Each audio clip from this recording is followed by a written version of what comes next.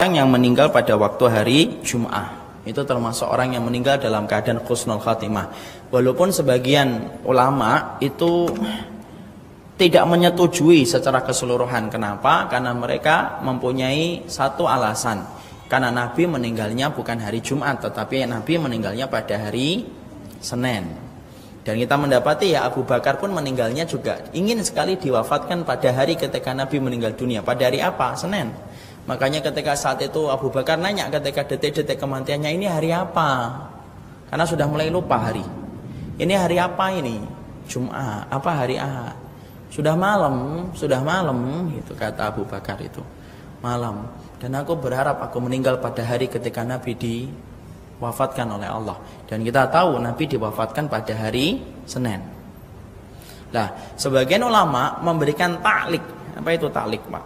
Ta'liq itu komentar, ya. Jadi kalau memang hari Jumat itu matinya mendapatkan husnul khatimah, tentunya pasti Nabi, Abu Bakar dan para sahabat-sahabat besar pun dimatikan hari Jumat. Ya. Tapi ya, itu terjadi khilaf di antara ulama dan kita tidak membahas secara detail, sangat panjang nanti dan bukan pembahasan kita. Tapi yang jelas di antara beberapa riwayat disebutkan orang yang meninggal pada hari Jumat termasuk salah satu orang yang mendapatkan tanda iman dalam matinya. Makanya Rasulullah SAW bersabda, "Ma min muslimin yamutu yaumal jumu'ati aw lailatal jumu'ati illa waqahullahu fitnatal qabr." Tidaklah seorang muslim yang dia itu meninggal pada hari Jumat ataupun malam Jumat, Kamis malam, kecuali ketika dia meninggal dunia Allah menjaganya dari fitnahnya kubur. Jadi fitnahnya kubur.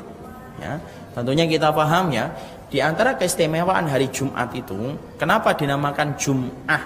Ya, padahal Bapak paham ya, Allah itu menciptakan alam semesta. Allah menciptakan alam semesta itu dari hari apa mulainya? Dari hari apa Allah memulai menciptakan langit dan bumi dan alam semesta itu dimulai dari hari apa?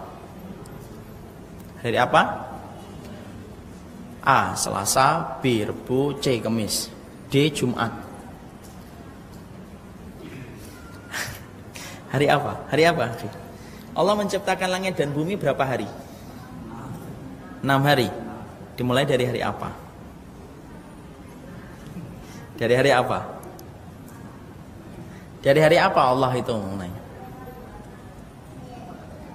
Allah menciptakan langit dan bumi 6 hari. Dari hari apa Allah memulai penciptaannya? Hah? Hari apa, Pak? Senyuman antum tidak memberikan jawaban. Dari hari apa? Dari hari apa? Bapak hari apa? Sebut hari apa? Ahad. Kenapa antum tahu bilangnya hari Ahad? Nebak-nebak atau kelihatannya cocoknya hari Ahad?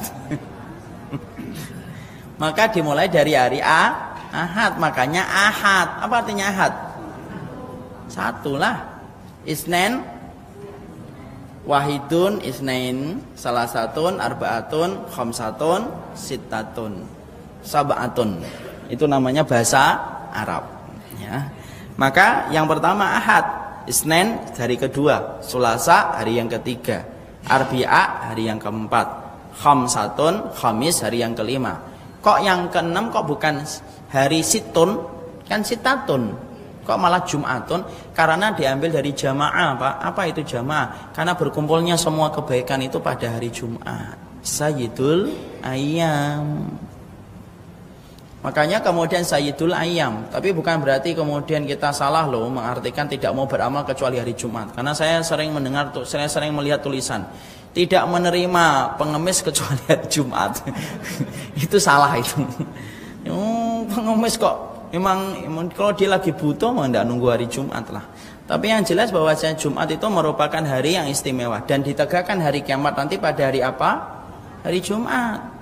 Makanya Bapak paham ada sebuah hadis dari Bukhari, binatang melata itu, binatang-binatang di atas muka bumi ini, itu kalau mereka pada hari Jumat dikatakan oleh Nabi, semua binatang kalau hari Jumat itu pendengaran mereka lebih peka dan lebih sensitif pada hari Jumat.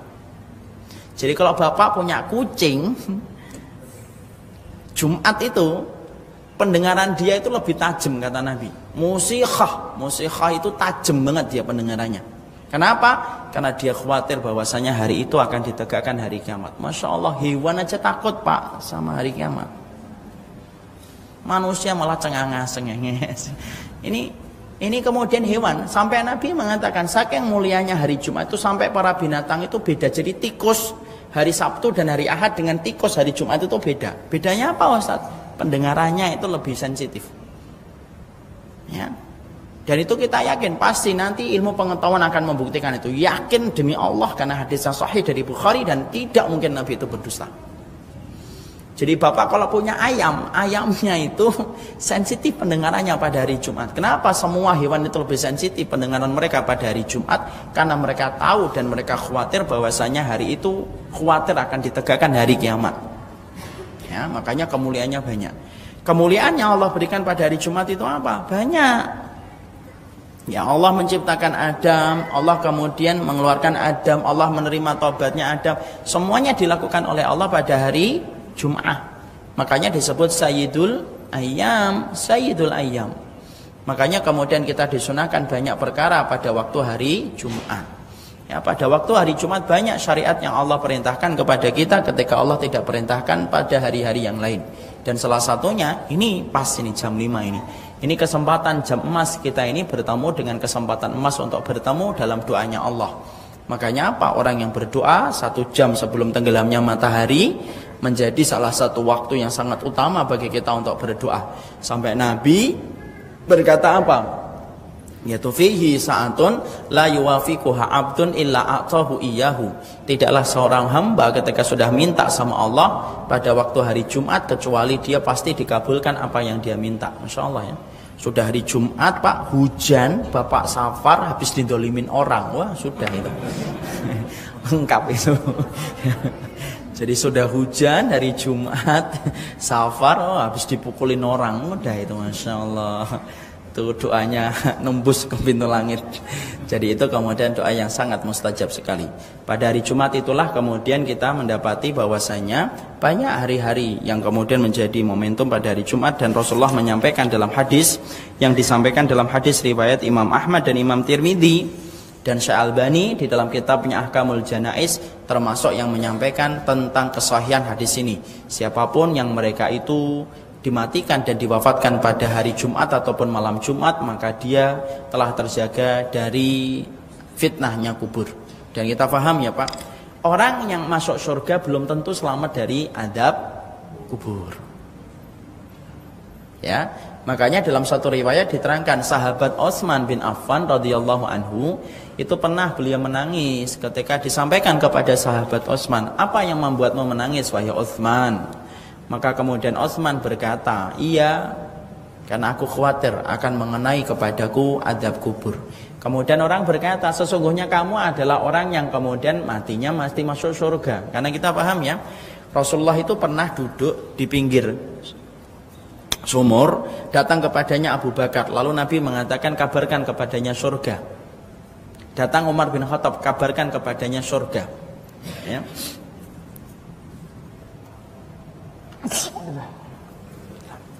Kemudian datang sahabat Utsman, kemudian Nabi mengatakan kabarkan kepadanya surga, tetapi dia akan mendapatkan fitnah dulu sebelum mendapatkan surga.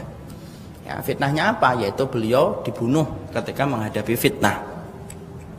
Di situ kita mendapati sahabat Utsman bin Affan, maka sesungguhnya ketika beliau tanya, kenapa kemudian dia itu menangis? Karena sesungguhnya beliau takut dan beliau khawatir bahwasanya beliau terkena adab kubur. Kenapa? Orang yang masuk surga belum tentu dia selamat dari adab kubur. Nah disitulah kita paham sesungguhnya adab kubur itu merupakan perkara yang harus kita mengerti apa sebab-sebab adab kubur. Salah satunya yang sering kita remehkan, adab kubur itu salah satunya apa? Orang yang tidak sempurna di dalam dia bersuci. Makanya jangan remehkan masalah toharoh Pak. Karena toharoh tidak pernah remeh di hadapan Allah.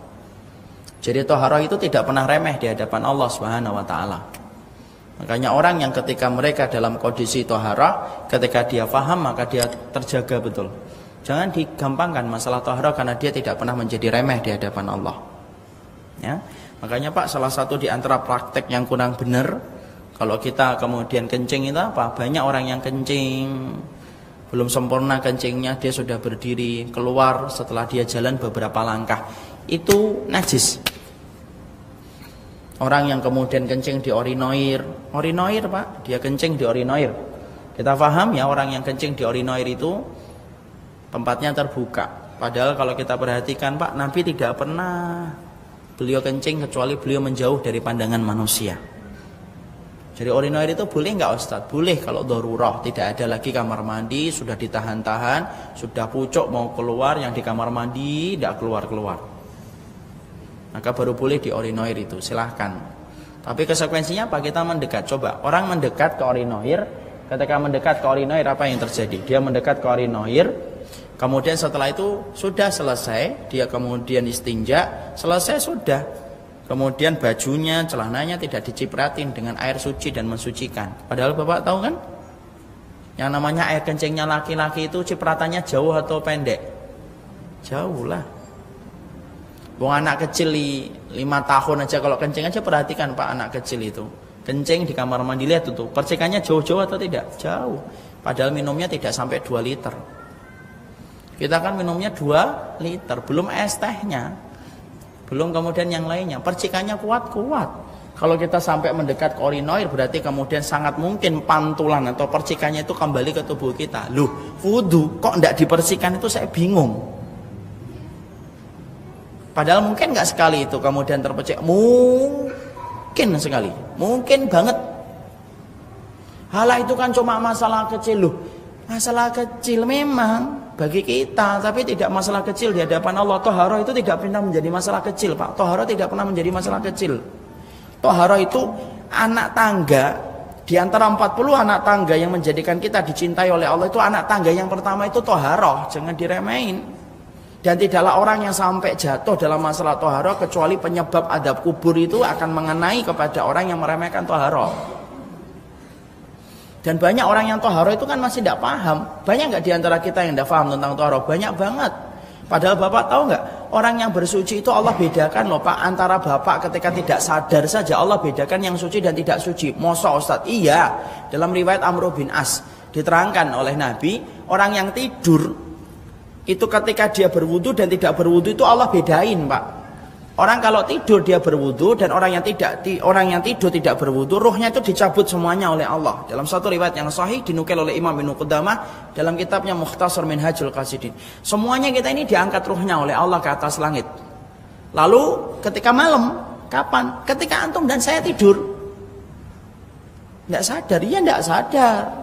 Kemudian kita terangkat semuanya ke arasnya Allah. Kalau kita beriman ya, semuanya ke arasnya Allah. Kemudian Allah mengatakan apa? Oh sujudlah kalian. Dan Allah bagi jadi 2. Ada ruh yang jauh sekali dari arasnya Allah, dan ada ruh yang didekatkan dengan arasnya Allah. Siapa yang kemudian di dekat arasnya Allah? Orang-orang yang tidurnya bersuci. Dan siapa yang paling jauh dari arasnya Allah? Yang jauh dari arasnya Allah ketika sujud, orang yang tidak bersuci sebelum tidur. So, kalau orang tidak sadar aja Allah bedakan mana yang suci dan mana yang tidak suci, apalagi orang yang ketika sadar dan terjaga, ketika kita tidak tidur Pak, Allah bedain orang yang suci dan tidak suci.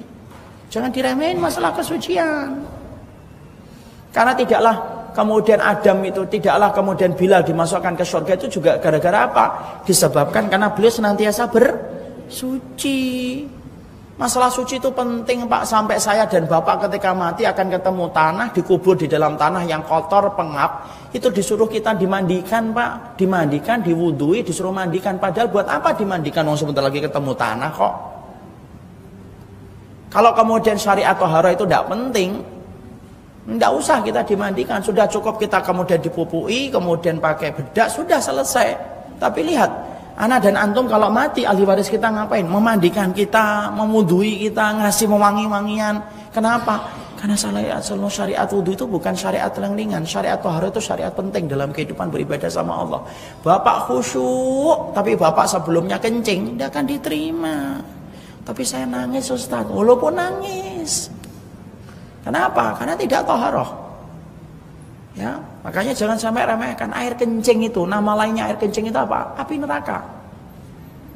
Nama lainnya kencing itu apa? Ada kubur, itu nama lainnya air kencing itu.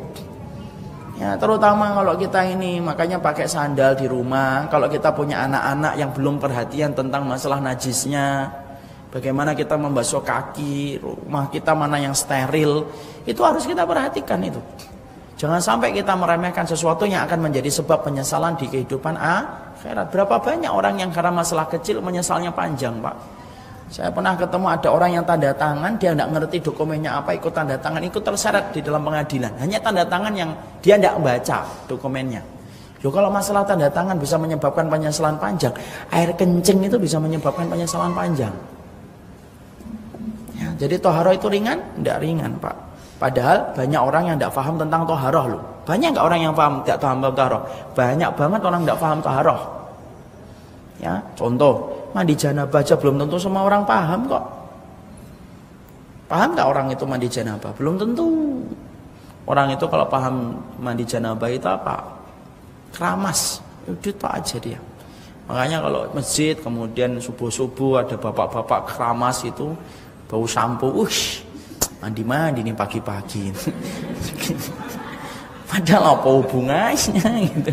Mau keramasan jam berapa pun terserah dia. Tapi begitulah stigmanya kita kan gitu. Ya karena tidak paham mandi janabah kayak apa. Saya nggak akan nanya ke bapak-bapak ya. Saya takutnya kecewa banget balik ke pulang ini. Mandi janabah banyak yang tidak paham janabah itu gimana. Padahal mandi janabah itu ada urutannya, Pak. Ya kan? Dan itu banyak kita tidak mengetahui. Kita mencuci baju, ibu-ibu masih tidak paham bagaimana cara mencuci baju. Mencuci baju itu kadang-kadang kita paham ya. Ada perilaku orang ngomong, "Dik, ini kena najis ya." Oke, diambil sama istrinya. Oke. Langsung diambil ember. Embernya dikasih apa? Sabun. Sesuai dengan tingkat aroma yang dia inginkan. Kalau dia pinginnya apel, sabunnya hijau. Kalau dia pingin, kalau kemudian dia pingin blueberry biru, dimasukkan ke sabun, terus kemudian dicuci. Kira-kira benar atau tidak benar? Benar atau tidak benar, Pak? Kenapa tidak benar? Kenapa? Kenapa? Sabun kenapa? Kan air, kan sabun air. Iya. Betul. Boleh atau tidak langsung masuk ke itunya? Tidak bisa lah. Kenapa tidak bisa? Karena air sabun itu air suci mensucikan atau suci tidak mensucikan? Suci? Kenapa tidak mensucikan? Karena berubah warna, berubah sifat, berubah jenis. Kayak kopi, kayak teh dia. Bapak kalau mencuci bajunya yang kena najis dengan air kopi, suci atau tidak suci? Enggak. Ya, malah rusak bajunya ya. Tapi kemudian tidak suci. Yang benar gimana? Yang benar kalau kamu membawa pakaian, kemudian kamu ambil dulu ember, air yang suci mensucikan dulu, celup, kucek dulu sampai bersih, baru kemudian dipindahkan ke air sabun. Nah di situ mau pakai sabun 2 merek, 3 merek, monggo, tidak apa-apa. Loh nanti kan air sabun itu kan setelahnya dikucek, Ustaz. Loh, dikucek itu yang namanya dikucek tetap airnya suci tetapi tidak mensucikan. Padahal yang dibutuhkan apa? Air suci mensucikan. Nah, itu salah satu di antara fenomena kadang-kadang tidak paham taharah. Padahal tidak pahamnya kita taharah menyebabkan apa? Adab